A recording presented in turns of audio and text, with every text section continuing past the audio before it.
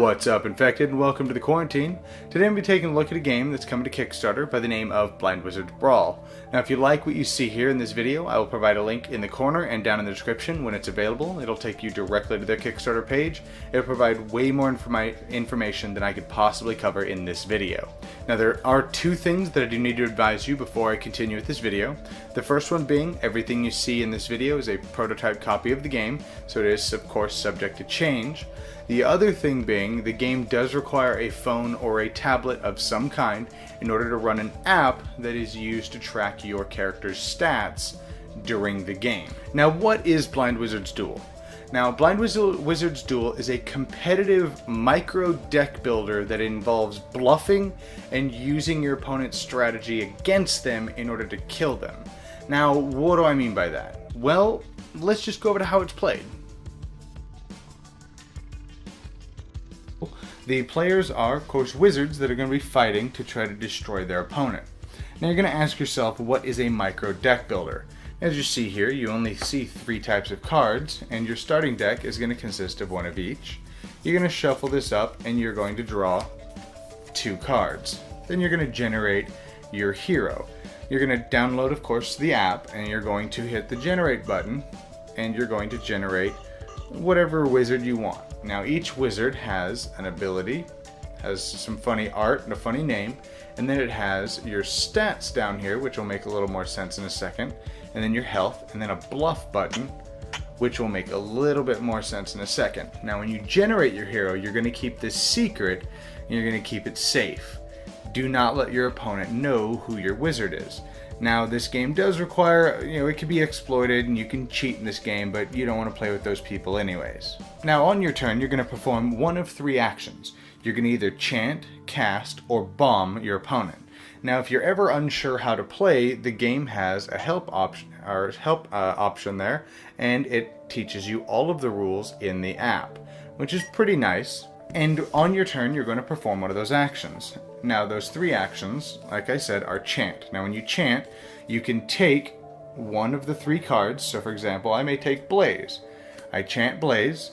Because I've done that, if you read the card, it says you gain 1 Blaze. So on your character card here, you're going to push up on Blaze, and the little red marker increases its stat, making your Blaze cards a little more stronger. Then you can deal 1 damage, and then deal 1 additional damage for each extra Blaze cards. If we look at our hand, I can also play this and just boom, do 2 damage to my opponent.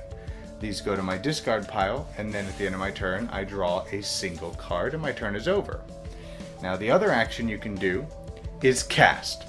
Now when you cast, you can take any card from your hand and you can put it back onto the appropriate pile, and you will just do damage equal to whatever that, so in this case is growth, you would do your growth damage. So in this case is 16, and it states here, and it's different per card. For example, with growth, the target blocks. With Blaze, as you see down here in the bottom. So the opponent, you would say I'm attacking with 16. Your opponent, without stating what their defense is, will hit up or down, most of the time down, based on how much damage they've received. However, they'll take their damage, but then they can also bluff, because you can hear how much they're actually taking. So if I take, say, 2 damage, maybe I go, now they think, okay, 16 minus 4 is 12, so maybe my Blaze is actually 12, so they can use that against me, but I've just bluffed. And then, as a normal deck builder, in this situation, I can no longer draw a card. You're going to take these, and you will shuffle them up, and then draw 1 card, and continue to do that. Now, bomb. If on my turn, say I'm just going to chant with growth, and then this goes to my discard pile, and that's all I do. At the end of my turn, I draw a card. Next turn, I can bomb. You can return 1 of each card to their appropriate deck from your hand and just do a flat 5 damage to your opponent. This is going to go back and forth until your opponent reaches 0 hit points. Now keep in mind, each player is going to have a special ability. Now some of them, for example, this says to activate I have to announce my power. Some of them you don't have to announce. Some of them have special abilities like Activate Secret. So my next cast just has +6. So maybe I decide I'm going to do it here. So now my opponent thinks maybe my Blaze or whatever I attack them with is much, much higher. Now this is going to go on until there's only one player left alive, and that wizard is now declared the victor. Alright, Blind Wizards Brawl.